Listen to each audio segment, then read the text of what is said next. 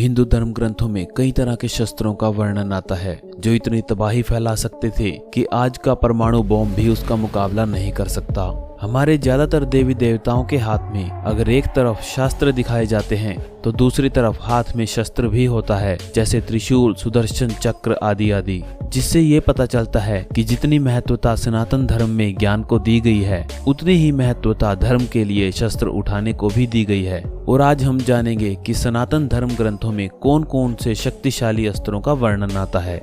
Number 1, Sudarshan चक्र। सुदर्शन चक्र को भगवान विष्णु का परम शक्तिशाली अस्त्र माना जाता है, जिससे उन्होंने कई शक्तिशाली राक्षसों का वध किया है। इस सुदर्शन चक्र को भगवान विष्णु ने अपने कृष्ण अवतार में भी धारण किया है।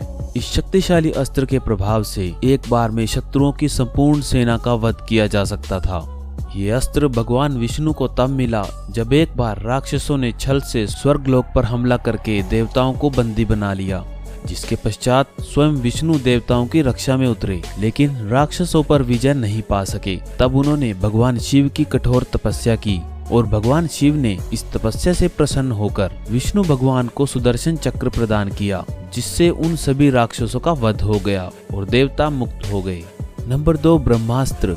ये अस्त्र ब्रह्मा जी द्वारा निर्मित है, जिसका नाम आप लोगों ने भी कई बार सुना होगा। इस अस्त्र को आज के परमाणु हथियार से कंपेयर करके देखा जाता है, क्योंकि जिस तरह की तबाही दुनिया ने परमाणु बम से होती देखी थी, उसी तरह की तबाही का वर्णन ब्रह्मास्त्र के बारे में भी किया जाता है। महाभारत जैसे ऐतिहासिक ग्रंथ में बताया गया है कि जिस जगह पर भी ब्रह्मास्त्र से प्रहार किया जाता है वहां इंसान एक पल में भस्म हो जाते हैं और सैकड़ों सूर्यों के समान प्रकाश और ऊर्जा निकलती है और दूर दूर तक पानी, पेड़ पौधे सब नष्ट हो जाते हैं। वायु जहरीली हो जाती है और दूर से प्रभाव में आने वालों को कई तरह की बीमारियां लग जाती हैं, जो बिल्कुल परमाणु हथियार के द्वारा फैलाई जाने वाली तबाही जैसा है। नंबर 3, नारायण अस्त्र। ये अस्त्र एक तरह का बाण है जो इतना शक्तिशाली था कि अगर ये एक बार धनुष से छूट गया तो शत्रु का खात्मा किए बिना कभी वापस नहीं आता, चाहे शत्रु के आगे कितना भी बड़ा सुरक्षा कवच क्यों ना हो। ये अस्त्र उसे भी भेद कर शत्रु को मार ही देता है, कोई भी शत्रु इससे बच नहीं सकता। इस अस्त्र में स्वयं नारायण यानी भगवान विष्णु की शक्ति है, इसीलिए इस अस्त्र की शक्ति का अंदाजा लगा पाना लगभग असंभव है। नंबर 4, पशुपात अस्त्र। जिस तरह नारायण अस्त्र भगवान नारायण का अस्त्र है, उसी तरह पशुपात अस्त्र भगवान शिव का अस्त्र है, जिसमें भगवान शिव की शक्ति समाई हुई है। और इस अस्त्र की शक्ति का अंदाजा इस बात से लगाया जा सकता है कि ब्रह्मास्त्र जो स्वयं इतना शक्तिशाली अस्त्र है, उसे भी पशुपात अस्त्र से रोका जा सकता है। यह अस्त्र इतिहास में सिर्फ कुछ ही लोगों के पास था, जिनमें हमारे प्रभु श्री राम भी शामिल हैं, जिनको यह अस्त्र महर्षि अगस्त्य से प्राप्त हुआ था। नंबर 5, वज्र। वज्र इंद्रदेव का प्रमुख हथियार है, जो इतना शक्तिशाली था कि स्वयं हनुमान जी भी बाल अवस्था में उसके प्रहार से नहीं बच पाए और मूर्छित हो गए।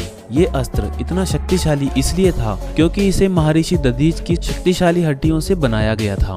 महर्षि दधीच तपस्वियों में बहुत उच्च स्तर के तपस्वी थे, जिन्होंने अपना संपूर्ण जीवन कठोर साधना में लगाया और जन कल्याण के लिए इंद्रदेव के प्रार्थना करने पर अपना देह त्याग कर दिया और इंद्रदेव को अपनी हड्डियां दान कर दी, जिसे बाद में विश्वकर्मा जी के पास ले जाया गया और उन्होंने हड्डियों से एक वज्र का निर्माण किया, जिससे इंद्रदेव ने स्वर्गलोक पर आक्रमण करने वाले राक्षसों का सफाया कर दिया और इसलिए वज्र दुनिया के सबसे शक्तिशाली अस्त्रों में आता है।